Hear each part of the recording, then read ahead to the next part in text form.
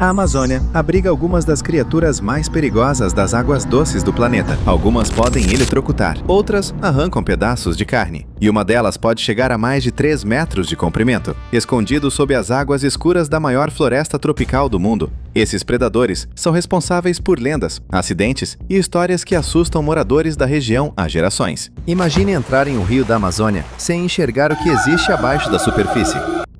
Agora imagine que um dos animais mais temidos da região mede menos de 20 centímetros. Esse é o candiru, conhecido como peixe vampiro. Ele é cercado por histórias que assustam moradores da Amazônia há gerações. Relatos afirmam que ele seria capaz de penetrar orifícios do corpo humano e se fixar usando pequenos espinhos voltados para trás. Embora muitos desses casos sejam extremamente raros e ainda gerem debates entre pesquisadores, a fama do candiru se espalhou pelo mundo inteiro. Mas a verdade é que seu comportamento natural já é assustador o suficiente. Nas águas escuras dos rios amazônicos, ele procura peixes muito maiores do que ele. Quando encontra uma vítima, invade suas brânquias e se alimenta diretamente do sangue do hospedeiro. É por isso que recebeu o apelido de peixe vampiro. E existe algo ainda mais perturbador. Alguns parentes do candiru, conhecidos como candiru-açu, podem se alimentar de carne em decomposição e já foram associados a mordidas graves em pescadores da região amazônica. Pequeno, quase invisível e envolto em lendas, o candiru é uma prova de que, na Amazônia, o verdadeiro perigo nem sempre vem das criaturas gigantes. Quando se fala em piranha, muita gente imagina um cardume devorando tudo que aparece pela frente, mas a realidade é bem diferente. A piranha preta é uma das maiores e mais temidas piranhas da Amazônia, podendo chegar a quase 50 centímetros de comprimento. Sua mordida é poderosa e pode causar ferimentos dolorosos, mas, apesar da fama, ela não costuma atacar pessoas sem motivo. A maioria dos acidentes acontece quando alguém entra em áreas onde elas estão protegendo seus filhotes. Então, aquela história de uma pessoa sendo devorada viva por um cardume em poucos minutos. Isso funciona nos filmes, mas não na vida real.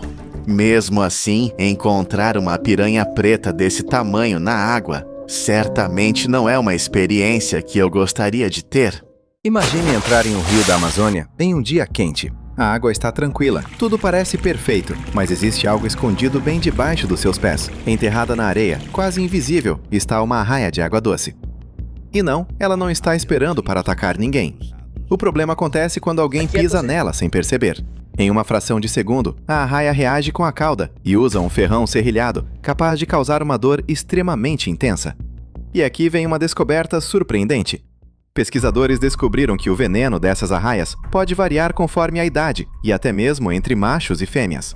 Parece que a natureza criou diferentes versões do mesmo animal. Apesar da fama assustadora, as arraias não perseguem pessoas. Na verdade, a maioria dos acidentes acontece porque elas estavam quietas e alguém teve o azar de pisar exatamente onde elas estavam escondidas. Por isso, os moradores da Amazônia aprenderam um truque simples: arrastar os pés pela areia ao entrar na água, porque na Amazônia, o maior perigo nem sempre está nadando na sua direção.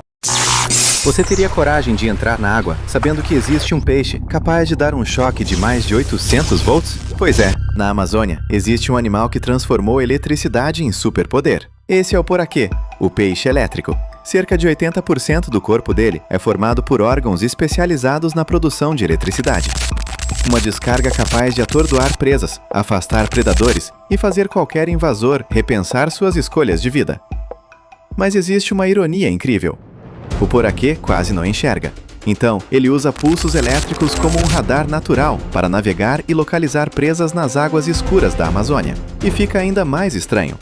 Apesar de ser um peixe, ele precisa subir à superfície para respirar ar. Isso significa que, tecnicamente, um peixe elétrico pode morrer afogado. A natureza realmente não gosta de criar personagens simples. Durante anos, acreditava-se que ele caçava sozinho. Mas pesquisadores descobriram grupos de poraquês trabalhando em equipe, cercando cardumes e atacando de forma sincronizada. Basicamente, uma operação especial, só que subaquática. E quando um jacaré tenta atacá-lo, o que parecia um almoço fácil pode acabar virando uma péssima experiência elétrica. O poraquê não é apenas um peixe, é uma das criaturas mais extraordinárias, misteriosas e eletrizantes de toda a Amazônia. Você já imaginou ser atingido por um peixe de mais de 200 quilos? Pois é, o pirarucu não tem presas afiadas, nem veneno, mas consegue causar acidentes impressionantes.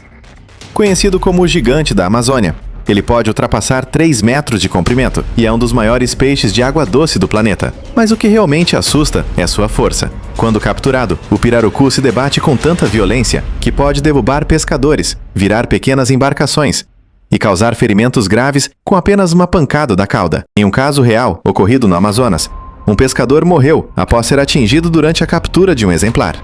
E aqui vai uma curiosidade. O pirarucu precisa subir à superfície para respirar ar, como se fosse um mergulhador profissional preso dentro de um peixe gigante. Imagine um peixe dizendo: preciso subir para respirar rapidinho.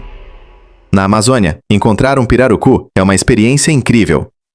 Estar no caminho dele quando resolve se debater é mais ou menos como tentar segurar uma motocicleta desgovernada dentro de uma canoa. Definitivamente não é uma experiência que eu recomendaria. Deixe seu like, inscreva-se agora e compartilhe este vídeo com seus amigos. Quando pensamos em tubarões, pensamos no oceano.